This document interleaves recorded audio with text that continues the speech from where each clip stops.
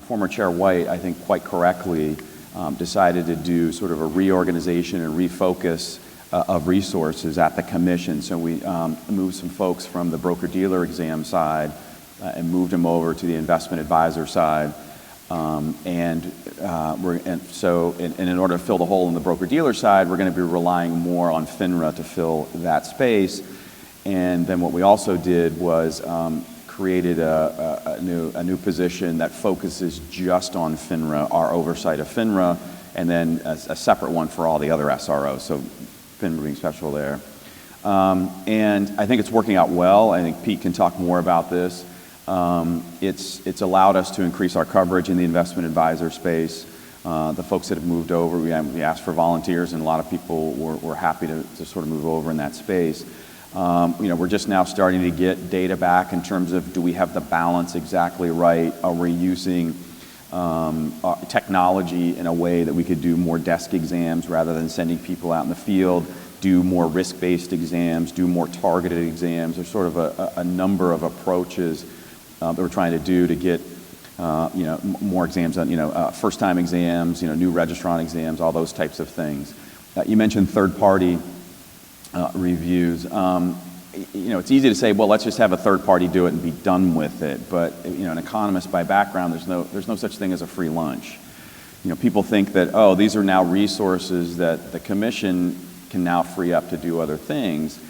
No, what we need to do is we now need to have oversight of those third parties.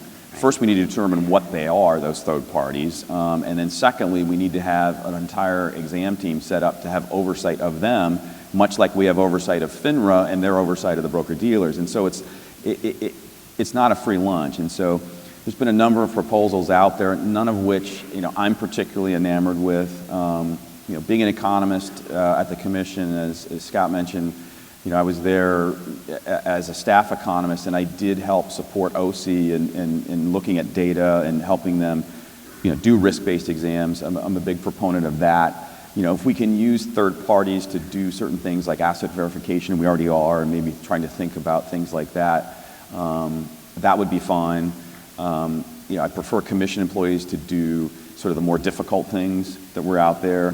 Right. Part of the benefit we have of us going out there is that allows them to see trends in the industry that then feeds back into what are things that we should be examining, right? So we have the National Exam Program that every year the staff puts together, comes up to the commission, and we sort of sort through what are the focuses we need to do. And in a large part, that is because of what folks are seeing out there. And I don't want to lose that by having that sort of outsourced to a third party. I think that would be detrimental in that space. And then, like I say, it helps us with the risk-based exams. And what that means is that we're focusing our resources in the riskiest areas or the riskiest firm, whatever it is. What that also means is that there's less burden for the least risky firms. Right? And so it's more effective for us, and it's more efficient for us and the industry as well, too.